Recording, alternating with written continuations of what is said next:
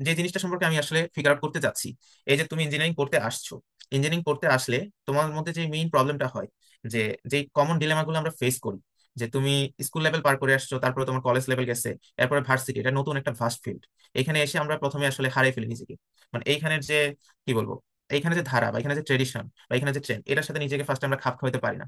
তো এই জিনিসটা আমাদেরকে সবচেয়ে বেশি হিট করে। এবং সেটা হইতেছে হচ্ছে expectation versus reality. That means তুমি কি এক্সপেক্ট করো। দেখো আমরা যারা থাকি, মানে ভার্সিটি যারা আসি বা যেই যে ব্যাকগ্রাউন্ড থেকে আসি না কেন, আমরা মোটামুটি সবাই বলতে পারি ভালো বা মাঝারি থেকে ভালো মানের স্টুডেন্ট থাকি। স্কুল কলেজ লেভেল পর্যন্ত আমাদের নিজেদের একটা পার্সোনাল অ্যাচিভমেন্ট লেভেল থাকে। যেমন দেখা যায় তুমি এসএসসি তে জিপিএ 5 পাইছো বা ভালো একটা গ্রেড পাইছো, বা এইচএসসি তো ভালো করছো। তো ওই দিক থেকে তোমার একটা এক্সপেকটেশন থাকে যে না, আমি ভার্সিটিতে গিয়েও আমি টপ করব, আমার অলওয়েজ ভালো রেজাল্টই আসবে, আমি যে এক্সামের জন্য পড়ি না কেন, আমি যেহেতু পড়তেছি আমার একটা ভালো আউটকাম আসবে। বাট অ্যাকচুয়ালি রিয়ালিটিতে দেখা যায় কি, আমরা ফার্স্টে গিয়ে মানে প্রথমে শুরুতেই আসলে আমরা সব আগ্রহ বা মোটিভেশন হারাই ফেলি। যখন দেখি যে আমার ভার্সিটির শুরুতে ক্লাস টেস্ট হচ্ছে, আমি ভালো মার্কস পাচ্ছি না, তারপরে হচ্ছে আমি এফোর্ট দিতেছি কিন্তু আমার আউটকাম আসতেছে না, তখনই আমরা আসলে অ্যাকচুয়াল রিয়ালিটির সাথে ফেস করি। কারণ দেখা যায় যে আমরা স্কুল কলেজ থেকে যে ওয়েতে পড়ালেখা করে আসি বা যে ওয়েতে আমরা স্টাডিটা করি, সেম ওয়েতে দেখা যায় যে ভার্সিটি স্টাডিটা আমাদের সাথে অ্যাডপ্ট করে না। ভার্সিটি স্টাডিটা থাকে অন্য লেভেলে। সো ভার্সিটি পরিবেশে অ্যাডপ্ট করাটা একটা বিগ ফ্যাক্টর। আমি ডিসকাস করব, জাস্ট ফার্স্ট যে ইস্যুটা ফেস করি সেটা হচ্ছে এক্সপেকটেশন ভার্সেস রিয়ালিটি। এখন আসো যে কেন হচ্ছে আমরা এই ইস্যুটা আসলে ফেস করি। দেখো এখানে দুইটা সুন্দর সুন্দর মিম আছে। একটা শাহরুখ খানের মিম আছে, দেখো এখানে লিখা আছে কোয়ান্টিটি। এটা আসলে মিন করছে কি, তুমি কত বেশি পড়ালেখা করতেছো। আমরা অনেকেই আছি যে স্টাডিয়াস পার্সন বা অনেক সিরিয়াস পার্সন, যারা স্কুল কলেজে অনেক ভালো স্টুডেন্ট ছিলাম, সিরিয়াস ছিলাম। আমি বিলিভ করি যে তোমরা সিরিয়াস স্টুডেন্ট না থাকলে কখনো ইঞ্জিনিয়ারিং করতে আসতে না। কারণ ইঞ্জিনিয়ারিং তো ছেলে খেলে না, এখানে আসছোই একটা চ্যালেঞ্জ নিতে। ফার্স্ট অফ অল যারা ইঞ্জিনিয়ারিং করতে আসো, তারা মাথার মধ্যে একটা মাইন্ডসেট ধরে নিবা যে আমার অনেক চ্যালেঞ্জ এখানে ওভারকাম করা লাগবে, আমি অনেক চ্যালেঞ্জ ফেস করবো, এবং এখানে আমি কনকোর করতে আসছি। এখানে আমি হেরে যেতে আসিনি, ঠিক আছে। না হলে কিন্তু তুমি অন্যান্য সহজ স্টাডি নিয়ে পড়তে পারতা, তুমি বিবি নিয়ে পড়তে পারতা, তুমি মার্কেটিং নিয়ে পড়তে পারতা, বা তুমি বাংলা ইংরেজি বা সোশ্যাল সায়েন্সে অনার্স মাস্টার্স করতে পারতা। ওইগুলো কম্পারেটিভলি ইজিয়ার, আমি ওদেরকে ছোট করতেছি না, ওগুলো কম্পারেটিভলি ইজিয়ার টাইপের ফিল্ডস। তুমি ইঞ্জিনিয়ারিং এ আসছো, তার মানে কি তোমার চ্যালেঞ্জ নেওয়ার মেন্টালিটি থাকতে হবে। এখন এসে দেখা গেল তুমি অনেক স্টাডি করতেছো, অনেক হার্ড ওয়ার্ক করতেছো, বাট তোমার কি এক্সাক্ট আউটকামটা আসতেছে না। তার মানে কি তুমি অনেক কোয়ান্টিটি বা নিজের পিছনে অনেক টাইম দিচ্ছ, কিন্তু সেটা কি হচ্ছে না, মানে ইফেক্টিভ হচ্ছে না। So, আমি যেটা করতাম, আমার নিজের পার্সোনাল এক্সপিরিয়েন্স বললাম না, আমি কিছু শেয়ার করবো। বা ফাহিম আর ইরাম বলেছিল, আমাদের ফাহিম আর ইরাম ভাই বলেছিলেন যে আমি কথার ফাঁকে ফাঁকে আমার নিজের কিছু পার্সোনাল এক্সপিরিয়েন্স শেয়ার করবো।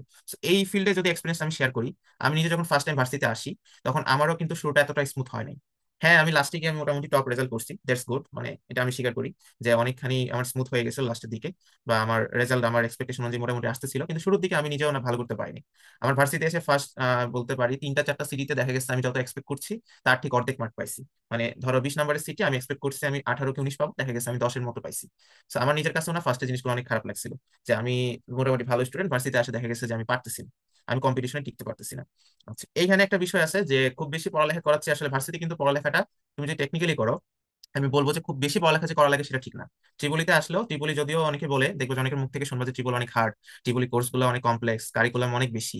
হ্যাঁ, কথা ঠিক, কিন্তু তুমি যদি কোয়ালিটি ওয়েতে পড়ালেখা করো বা একটা সিস্টেমেটিক ওয়েতে পড়ালেখা করো, দেখবা যে তুমি অনেক অল্প সময় তুমি দিলেও ইফেক্টিভ টাইম দিলে একটা ভালো রেজাল্ট পাচ্ছ। সো এই জিনিসটা অলওয়েজ মাথায় রাখবা যে কোয়ান্টিটি ওভার কোয়ালিটি। কোয়ান্টিটি তোমার অফকোর্স লাগবে, তুমি টাইম না দিলে কখনোই তুমি কোনো কিছুতে ভালো করতে পারবে না। বাট শুধু টাইম দিলে হবে না, তোমার কোয়ালিটি টাইমটা দিতে হবে। তো আমাদের একটা সমস্যা আছে, আমি একটা জিনিস দেখাই যে আমাদের হাতে মোবাইল ফোন থাকে। আমরা এই যুগের যারা আছি, জেন জেড বা জেন জি যারা বলি, তাদের একটা বড় সমস্যা কি, যে আমরা যাই করি না কেন আমাদের হাতে অলওয়েজ মোবাইলটা থাকবে। তো এই মোবাইলটার কারণে দেখা যায় যে আমাদের অনেক ডিস্ট্রাকশন হয়। সো তুমি একটা জিনিস চিন্তা করো, তুমি এই মোবাইলটাকে সাইলেন্ট করে রেখে যদি তুমি 1 ঘন্টা সাইলেন্ট পড়ালেখা করো বা কোনো একটা কিছুতে কনসেন্ট্রেশন করো, দেখবে যে তুমি 1 ঘন্টাতে অনেক কিছু শিখছো। আর মোবাইল হাতে নিচ্ছ, তুমি চ্যাটিং করতেছো, তুমি সিরিয়াস মোডে নাই, তুমি 2 থেকে 3 ঘন্টা টাইম এক্সপেন্ড করে যাচ্ছ, কিন্তু দেখা যাচ্ছে তুমি কিছু বুঝতেছো না, বা বুঝলেও তোমার ওই আউটকামটা সেম হচ্ছে না। তো আমি যেটা ফলো করতাম, আমি আহ, খুব যে বেশি সময় দিতাম তা না, বাট যখন পড়তাম মোটামুটি ট্রাই করতাম যে এই ডিস্ট্রাকশন গুলো থেকে একটু নিজেকে দূরে রাখার। 1 ঘন্টা পড়তাম, 1 ঘন্টা আমি ঘড়ি কাঁটা ধরে মোবাইলটাকে আমি সাইলেন্ট করে একটা সাইডে করে রাখতাম। আচ্ছা, এরপরে যাই হচ্ছে পরের স্টাইল, ঠিক আছে। ভার্সিতে আসলে যে প্রবলেমটা আমরা ফেস করি, যে বিভিন্ন গ্রুপে দেখবা অনেকে স্যাড টাইপ পোস্ট দেয়, অনেকে একটু সার্কাস্টিক টাইপ পোস্ট দেয়, বা আমরা একটু সোশ্যাল মিডিয়াতে যারা অ্যাক্টিভ তারা দেখবো যে পোস্ট দেয় যে আগামীকালকে ম্যাথ ম্যাথ সিটি আছে বা ম্যাথ এক্সাম, আমার ম্যাথ মুখস্থ করে যাইতে হচ্ছে, ঠিক না, এই টাইপের পোস্ট আমরা দেখি। এখন এটা নিয়ে অনেককে আমরা ইঞ্জিনিয়ারিং সিস্টেমটাকে ক্রিটিসাইজেশন করতে দেখি, যে বলি কি কোথায় আসলাম এটা, যে ম্যাথও আমাকে মুখস্থ করতে হয়। ঠিক আছে, এখন অ্যাকচুয়াল রিয়েলিটি কি আসলে জানো, তুমি যতই তুমি শুধু মুখস্থ বিদ্যার উপর যে ডিপেন্ড করো, মুখস্থ আসলে আমরা করি কখন, যখন আমরা বিষয়টা বুঝতে পারি না এবং বিষয়টা আমাদের কাছে কমপ্লেক্স লাগে, তখন আমরা ধৈর্য হারাই ফেলি, তখন আমরা ওটা সময় দিতে চাই না। মেন কথা হচ্ছে এটা, আমরা চাই যে কোনোভাবে হচ্ছে বিষয়টা পার করতে। যেমন কালকে এক্সাম আছে, আমি আজকে পড়তে বসলাম, তো অবশ্যই ধরো লাস্ট আওয়ারে তুমি পড়তে বসলে হাতে 2-3 ঘন্টা টাইম, এখন দেখলা যে টপিকটা শুরুতে কমপ্লেক্স লাগতেছে, কারণ তুমি বেসিক গুলা ক্লিয়ার নাই। এখন তুমি করলে কি, তুমি ইউটিউব বা ধরো এখন তো আরেকটা ভালো টুল আছে চ্যাট জিপিটি। আমি নিজে যখন স্টুডেন্ট ছিলাম আমার ভার্সিটির ফোর্থ ইয়ারে গিয়ে একদম লাস্ট সেমিস্টারে উঠে তখন চ্যাট জিপিটি আমি ইফেক্টিভলি ইউজ করতে পারছি। যে টাইমটা বলি তখন কোন টাইম ছিল, 2023 এর অক্টোবর নভেম্বরের পর। কারণ যারা এখনকার স্টুডেন্ট বা তোমরা এই জেনারেশন যারা আছো তোমরা জানোই যে চ্যাট জিপিটি 2024 এর অ্যারাউন্ড জুন মাসের আগে চ্যাট জিপিটি 4 তো রিলিজ হয় নাই। তখন চ্যাট জিপিটি অবস্থা কি ছিল সেটা তোমরা আশা করি জানোই।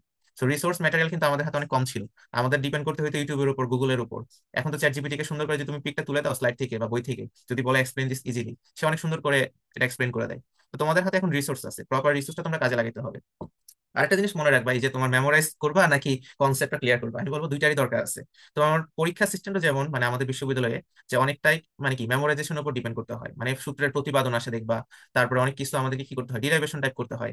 এখন তুমি যতই বুঝো মেমোরাইজ করতে না পারো, দেখা যাবে যে তুমি কি পরীক্ষায় গিয়ে লিখতে পারতেছো না। বাট আমি একটা কথা বিলিভ করি যে যদি আহ তুমি কিছুই যদি না বুঝে কি করতে যাও, মুখস্থ করতে যাও, তুমি কিছুই মনে রাখতে পারবে না। তখন তুমি পরীক্ষা দিয়ে এসে দেখবা তুমি সিস্টেমকে দোষারোপ করতেছো, বলতেছো যে আমার কষ্ট করে মুখস্থ করতে হইতেছে কিন্তু আমি পারতেছি না ভাই, আমার মুখস্থ বিদ্যা নাই, আমি ইঞ্জিনিয়ারিং পড়ার যোগ্য না। আমরা কেন নিজেদেরকে হারাই ফেলি সেই রিজন গুলো আমি বলতেছি। আর তোমাদেরকে একটা সত্যি কথা বলি, আমার নিজের না, আমার পার্সোনাল, এটা একদম অনেস্টলি সত্য কথা, আমি কোনো ইয়ে করতেছি না, মানে এখানে কোনো চাপাবাজি করতেছি না। সত্যি কথা হচ্ছে আমার নিজেরও মেমোরাইজেশন স্কিলটা খুবই খারাপ। আমি দেখা যায় আজকে যা পড়ি কালকে ভুলে যাই, যদি এটা ওই যে ডিসক্রিট থিওরি টাইপের পড়া হয় সেগুলো তো আরো বেশি ভুলে যাই। তো আমার কোনো কিছু মনে রাখতে গেলে আমি নিজে পার্সোনালি সেগুলো টেকনিক্যালি আমার মনে রাখতে হয়। তো আমি আমার পার্সোনাল একটা নোট করতাম অলওয়েজ, কারণ দেখা যাচ্ছে বই থেকে রিডিং পড়লে বা বইয়ের পড়াগুলো বইয়ের ল্যাঙ্গুয়েজ আমি বুঝতাম না। সো আমি করতাম কি, অলওয়েজ যে টপিকে পড়তাম, ধরো এটা ফিজিক্স হোক কেমিস্ট্রি হোক ফার্স্ট ইয়ারের সাবজেক্ট গুলা, বইতে একটা ওয়েতে লেখা থাকে, কিন্তু বইয়ের ভাষাটা অনেক না, কি বলবো, বই হচ্ছে কাজের থেকে দরকারি থেকে অদরকারি কথাবার্তা অনেক বেশি থাকে। এখন একটু আগে একটা কথা বলছি না যে কোয়ান্টিটি ওভার কোয়ালিটি, তোমার মেইন ইঞ্জিনিয়ারিং এর যে জিনিসটা হচ্ছে, যেটা হচ্ছে তুমি পরীক্ষার হলে তুমি যদি জাস্ট হচ্ছে কি কোশ্চেনে টু দা পয়েন্ট আনসার করো, দেখা যায় যে ম্যাক্সিমাম ক্ষেত্রেই 90% শিক্ষকরা ফুল মার্ক দেয়। ঠিক আছে, এবং শিক্ষকরা চাইও যে তোমরা হচ্ছে কি মানে এত ডেসক্রিপটিভ ওয়েতে এটাকে বেশি লিখতে গেলে কিন্তু আবার কনফিউশন হয়ে যায়, কারণ আমাদের পড়ালেখা হচ্ছে ইঞ্জিনিয়ারিং ইংলিশে, ঠিক আছে, ইঞ্জিনিয়ারিং পুরোটা হচ্ছে ইংলিশে। যে প্রবলেমটা আমরা অনেকে ফেস করি, যে ভাই ইংলিশে পড়তেছি এমনি তো লাইনগুলো বুঝি না, তার মধ্যে হচ্ছে এত কঠিন কঠিন পড়া, এতগুলা সূত্র, এতগুলা টেকনিক্যাল জিনিস, এটার অপারেটিং প্রিন্সিপাল কিরকম, এটার কনস্ট্রাকশন কিরকম। So the way to go out, এখান থেকে এসকেপ করা ওয়েটা হচ্ছে কি টপিক গুলাকে বুঝে পড়া। যেমন কোন একটা বিষয় তুমি কনস্ট্রাকশন করতেছো, ধরো সাপোজ একটা মেশিনের কনস্ট্রাকশন, এন্ড মেশিনের পার্ট গুলা কি, তুমি যদি একটা ভিডিও দেখো ইউটিউবে বা তুমি চ্যাট জিপিটি করে যদি একটা বোঝার ট্রাই করো, তোমার নিজের ওয়েতে বুঝো, বাংলাতে কনভার্ট করে বুঝো, তাহলে দেখবে তোমার মনে রাখাটা ইজি, কারণ তুমি তোমার সামনে সব পুরোটা ভিজুয়ালাইজ করতে পারতেছো। তো আমি বলবো যে কনসেপ্ট ক্লিয়ার করে পড়াটাই হচ্ছে সবচেয়ে কি ইফেক্টিভ ওয়ে। সেটা আরেকটা রিজন আছে, সেটা হচ্ছে তোমরা যারা ফার্স্ট ইয়ার আছো তারা কিন্তু বুঝতেছো না, কারণ হচ্ছে তোমরা খুবই ফান্ডামেন্টাল কোর্স করতেছো, ঠিক আছে। তো দেখা যাচ্ছে প্রতিটা সেমিস্টারে নতুন নতুন কোর্স, একটার সাথে একটা কোনো রিলেশন নাই, থাকতে পারে। যেমন সার্কিট ওয়ান যদি পড়ে আসো, দেখা গেল সার্কিট টু তে কিছু জিনিস আছে সার্কিট ওয়ানের, বাট অনেক নতুন নতুন জিনিস তোমরা শিখতেছো। অ্যাকচুয়ালি আমরা ফার্স্ট 1 or 2 ইয়ার্স, 2 ইয়ার্সও বলা যায় না, সেকেন্ড ইয়ারে ফার্স্ট সেমিস্টার, এই প্রথম 1.5 বছরে আমরা আসলে ফান্ডামেন্টাল কোর্স গুলো করি, যেগুলোতে অ্যাকচুয়ালি আমাদের কনসেপ্টটাকে ক্লিয়ার করা লাগে, বা কি বলবো খুবই বেসিক জিনিসগুলো আমরা শিখি, যেমন সার্কিট। পরে দেখবা যে সার্কিটে যে নলেজ গুলো, যেমন থেভেনিনস থিওরাম, তারপরে কি maximum power transfer theorem, Norton's theorem, যে থিওরাম গুলো আছে, এগুলো দেখবা পরবর্তী কোর্সগুলো জাস্ট অ্যাপ্লাই হচ্ছে। সো যেই প্রবলেমটা স্টুডেন্টরা ফেস করে সেটা হচ্ছে কনসেপ্ট ক্লিয়ার না করে মেমোরাইজ করে যায়, প্রথমত এক্সামে যেই এক্সপেকটেশন থাকে সেটা পারে না। কারণ দেখা যায় যে এক্সাম গুলোতে কোশ্চেন যখন তুমি একটু মডিফাই পাবা, তুমি বুঝতে পারবে না যে অ্যাকচুয়ালি কোশ্চেনের চেঞ্জটা কোথায় হচ্ছে, কারণ তোমার তো কনসেপ্ট ক্লিয়ার নাই, তুমি যা পড়ে আসছো মুখস্থ লিখে দিবা। পরে পরীক্ষার হল থেকে বারবার পর যখন ফ্রেন্ডের কাছে শুনবা না এটা এখানে চেঞ্জ করে দেওয়া হয়েছে, আমি ভুলবার লিখে আসি, তখন তোমার কাছে খারাপ লাগবে। So আমি বলবো যে কনসেপ্টটা ক্লিয়ার করে পড়বা। এখন কথা হচ্ছে how to study and how to represent. এটার অর্থটা হচ্ছে কি আমি কিভাবে পড়ালেখা করবো আর কিভাবে পরীক্ষা খাতায় লিখবো। দেখো আমি একটা জাহিদ হাসান একটা মিমের ইয়া দিছি, এক্সাম্পল দিছি। তোমরা হয়তো হুমায়ুন আহমেদের আজ রবিবার এই নাটকটা শুনতে পারো বা দেখে থাকতে পারো অনেকে, এটা খুবই ক্লাসিক্যাল একটা নাটক। তো এইখানে জাহিদ হাসান অ্যাকচুয়ালি একটা ম্যাথের স্টুডেন্ট ছিল। তো ওর যে প্রবলেমটা হয়েছে, মানে ও পড়তে পড়তে পাগল হয়ে যেত, মানে এতগুলা ফর্মুলা। ও খালি কি করতো, আমরা যেরকম প্যারাগ্রাফ পড়ি বা এখানে সবাই তো টেকনিক্যাল স্টুডেন্ট, মানে ইঞ্জিনিয়ারিং স্টুডেন্ট, আমি টেকনিক্যাল পার্সপেক্টিভ থেকে বলতেছি। আবার কেউ মনে করিও না যে যারা হচ্ছে আর্টস বা কমার্স লাইনে পড়ে তাদেরকে আমি ছোট করে দেখতেছি, ওইটা না। বলতেছি যে ও কি করতো, দেখা যেত যে সারাদিন মুখের মধ্যে ফর্মুলা গুলা গড়গড় গড়গড় করতো, বা এগুলাকে মুখস্থ করে ট্রাই করতো, একই জিনিস বারবার পড়তো, কিন্তু আমার মাথায় থাকতো না, মানে পড়তে পড়তে মাথা নষ্ট, মাথাটা ঝিমঝিম করতেছে একটা অবস্থা। পরে দেখা গেছে ও যেখানে ছিল, ওর একজন কাজিন মামাতো বোন ওকে অনেক ট্রিক্স শিখাই দিচ্ছে, বা অনেক কিছুর সাথে মানে প্র্যাকটিক্যাল অনেক কিছুর সাথে ওকে রিলেট করে দিত। দেন ওর এগুলো মনে রাখতে গিয়ে ধরো ডিফারেন্সিয়েশনের ফর্মুলা, ইন্টিগ্রালের ফর্মুলা, এগুলো যেহেতু খুবই আমাদের জন্য খুব ইজি ফর্মুলা, বাট এই নাটকের পার্সপেক্টিভ থেকে বলতেছি যে অনেক কিছু প্র্যাকটিক্যালের সাথে রিলেট করা বা কনসেপচুয়াল ভিজুয়াল ভিউ থেকে দেখা গেছে অনেক ইজি হয়ে গেছে। সো যে জিনিসটা বেশি ইম্পর্টেন্ট, যে ইঞ্জিনিয়ারিং করতে আসছো, এটা কিন্তু তোমার কোনো কি মানে একেবারে থিওরিটিক্যাল কোনো পড়ালেখা না, এটা অবশ্যই প্র্যাকটিক্যালের সাথে রিলেটেড পড়ালেখা। তো অলওয়েজ মনে রাখবা, সরি আমি একটু আগে স্লাইডে যাচ্ছি, অলওয়েজ মনে রাখবা যে তোমাকে কি করতে হবে আমার প্র্যাকটিক্যালের সাথে, মানে এটাকে কম্বাইন করার ট্রাই করতে হবে, তাহলে দেখবে যে বিষয়গুলো তোমার কাছে ইন্টারেস্টিং হচ্ছে। যেমন বলি, শুরুতে ধরো এসএ সার্কিট যারা পড়তেছো, তারা চাইলে হচ্ছে কি আমাদের পাওয়ার সিস্টেম সম্পর্কে খুবই বেসিক ইন্ট্রোডাক্টরি আইডিয়া নিয়ে আসতে পারো। এসএ সার্কিট কোথায় ইউজ হয়, জেনারেটর গুলো, ওগুলো অপারেটিং প্রিন্সিপাল একটু দেখে আসতে পারো। দেখে আসলে তোমার কি একটা আইডিয়া হবে থ্রি ফেজ পাওয়ার সিস্টেম কি। আমাদের ইউটিউবে এখন যথেষ্ট ভালো টিউটোরিয়াল আছে এবং রিসোর্স আছে। আমি যখন ইঞ্জিনিয়ারিং করতাম তখন কিন্তু রিসোর্স খুব কম ছিল, বাট আমরা এত স্ট্রাগলিং এর মধ্যে থেকে আমরা কিন্তু ট্রাই করছি যে মোটামুটি বিষয়গুলো ক্লিয়ার করার। এখন আসি স্টাডি করবো কিভাবে। আমরা স্টাডি করবো অবশ্যই স্মার্ট ওয়েতে। যেগুলো পড়বো সেগুলো মনে রাখার জন্য আমার কি করতে হবে, অবশ্যই কনসেপ্ট গুলো ক্লিয়ার করে যেতে হবে। বিশেষ করে তোমরা ফার্স্ট ইয়ার আর সেকেন্ড ইয়ার স্টুডেন্ট যারা, ওদের জন্য অবশ্যই এটা ফরজ ক্লাস। যে কোর্সগুলো পড়বা এগুলো মুখস্থ করে পড়ে গেলাম, পরীক্ষা পাশ করে গেলাম, এরকম না। এটা করা মানে কি তুমি নিজের সাথে নিজে ফাঁকি মারতেছো। ঠিক আছে, যে বলে না গুণা করা, তুমি আসলে গুণা করতেছো। এই গুণাটা টের পাবা কখন, থার্ড ইয়ার ফোর্থ ইয়ারে উঠে। তুমি কোর্সটাতে খারাপ করো সমস্যা নাই, এটা নিয়ে আপসেট থাকো সমস্যা নাই, বাট তুমি যদি কোর্সটা সবগুলো কন্টেন্ট তোমার ক্লিয়ার থাকে, বেসিকটা ক্লিয়ার থাকে, খারাপ করা মানে বলতেছি তুমি যে গ্রেড এক্সপেক্ট করতেছো দেখা গেছে একটু কম পাইছো পরীক্ষাতে, কিন্তু তোমার যদি সব ক্লিয়ার থাকে তুমি দেখবা তুমি এটা ফল তুমি পাবা। এটা ফল পাবা কখন, থার্ড ইয়ার ফোর্থ ইয়ার বা শেষের দিকে আসলে। দেখবা যে ওই সময়ের কোর্সগুলো তোমার কাছে সহজ লাগতেছে, তখন কিন্তু তোমার মধ্যে আবার কনফিডেন্টটা ফিরে পাবা। মানুষ দেখো না একাডেমিক লাইফে কামব্যাক করে, কামব্যাক করতে গেলে কিন্তু ফান্ডামেন্টালটা গড়ে তুলতে হয় এইভাবে।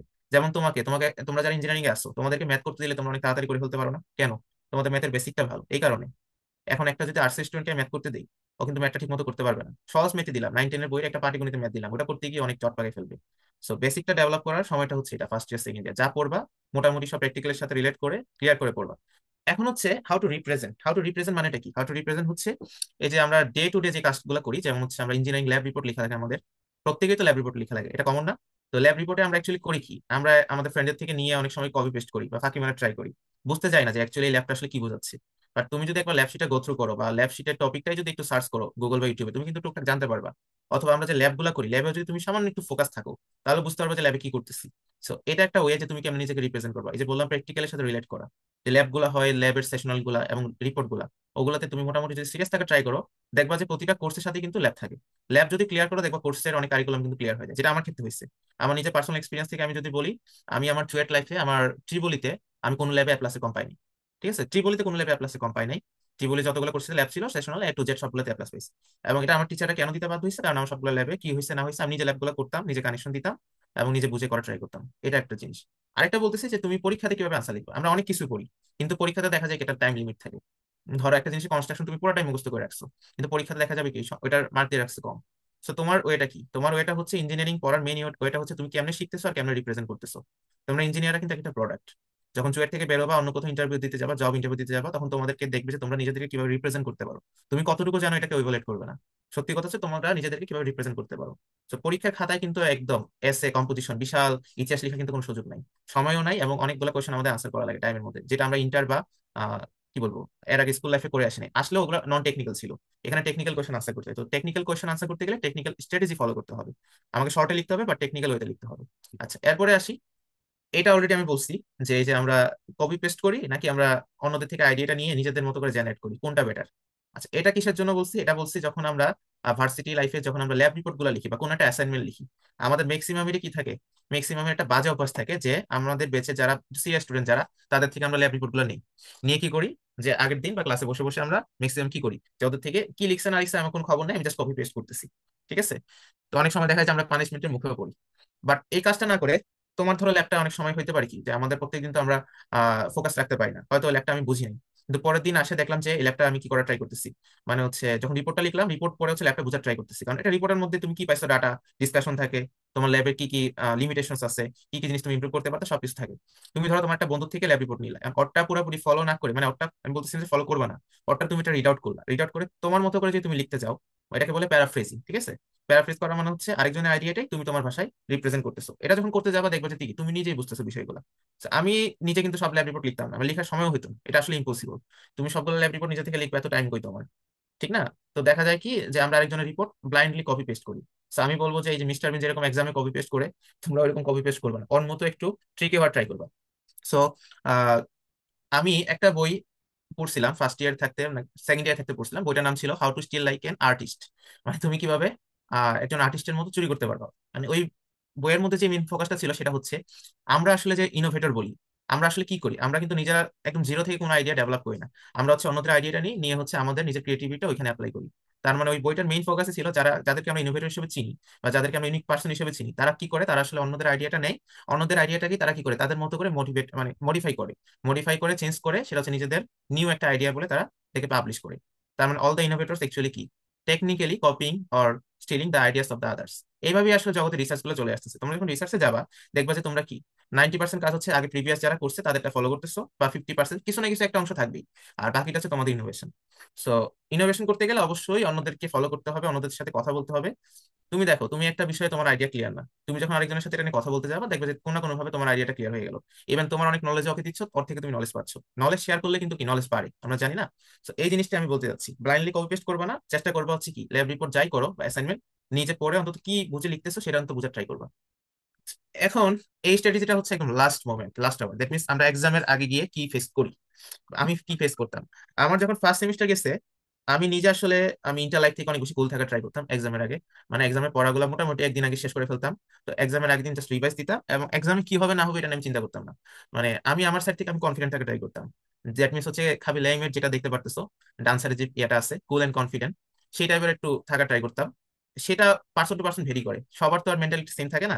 আমরা অনেকেই আছে ওভার থিঙ্ক করি, যেমন আমি পড়লাম, এই কোশ্চেন যদি এরকম না আসে, কোশ্চেন যদি কমন না পাই, স্যার যদি এই পার্টটা থেকে অনেক কঠিন কোশ্চেন করে, আমি এই পার্টটা অনেক ভালো করে পড়ছি, এই পার্টটা যদি এক্সামে না দেয়, এই জিনিসগুলো না মাথা থেকে দূর করে ফেলবা। আরেকটা জিনিস চিন্তা করবা যে কোনো কারণে যদি, আরেকটা জিনিস অনেকের মাথায় আসে, সেটা হচ্ছে কোনো কারণে যদি আমি এক্সামে গিয়ে সব ভুলে যাই, ঠিক আছে, এই জিনিসটা কিন্তু হয়, এক্সাম হলে গিয়ে মাথা অনেকে ব্ল্যাঙ্ক হয়ে যায়। ইভেন আমার নিজের হয়েছে, আমি ইঞ্জিনিয়ারিং ভালো করছি মানে কি সবগুলো এক্সামে ভালো করছি না, আমারও কিছু কিছু এক্সামে দেখা গেছে আমি আসলে যেরকম এক্সপেক্ট করে গেছিলাম সেরকম আমি আউটকাম পাইনি। সো আমি কি করতাম, যে এক্সামটা শেষ ধরো ওটা ভালো হয় নাই, ওটা আসলে ওই দিনই ভুলে যেতাম, তারপরে এক্সাম যেটা আছে ওটাতে নতুন করে নিজেকে মানে হচ্ছে কি আবার ধরো প্রিপেয়ার করা ট্রাই করতাম। তো আমরা যেটা সমস্যায় ভুগি সেটা হচ্ছে প্রথমত এক্সাম নিয়ে ওভার থিঙ্ক করি, যে আমি পারবো কি পারবো না, বা আমার কি মনে থাকবে কি থাকবে না। ভাই তোমার দায়িত্ব হচ্ছে পড়ালেখা করা, তোমার দায়িত্ব, তোমাকে সিলেবাস দেওয়া হচ্ছে, কোর্স কন্টেন্ট দেওয়া হচ্ছে কোর্স টিচার থেকে, তোমাকে বলছে তুমি পড়ো। কোশ্চেন করার দায়িত্ব, খাতা কাটার দায়িত্ব হচ্ছে স্যারের। এগুলো তুমি স্যারের উপর ছেড়ে দাও না, তোমাকে যে দায়িত্ব দেওয়া হচ্ছে তুমি সেটা পালন করো, তুমি পড়ালেখা করো, তুমি পরীক্ষার জন্য তোমার মতো করে প্রিপেয়ার হও। তাহলে দেখবো যে তোমার মাথায় এত আইডিয়া আসতেছে, মানে এত উল্টাপাল্টা উদ্ভট চিন্তা ভাবনা আসতেছে না, তুমি নিজেকে কুল এন্ড কনফিডেন্ট রাখতে পারতেছো। সো পড়ালেখা করার পাশাপাশি এইসব বিষয়ে নিজেকে কি বলবো, ওভার থিঙ্ক না করাটাও মনে হচ্ছে এটা কাইন্ড অফ অভ্যাস। এটা কিন্তু শুরুতে অনেকে থাকে না, অনেকেই দেখা যায় যে আমরা শুরুতে খুব বেশি ওভার থিঙ্ক করি, একটা দুইটা সেমিস্টার গেলে এই ভয়ভীতিটা আমাদের মধ্যে থেকে আসলে চলে যায়।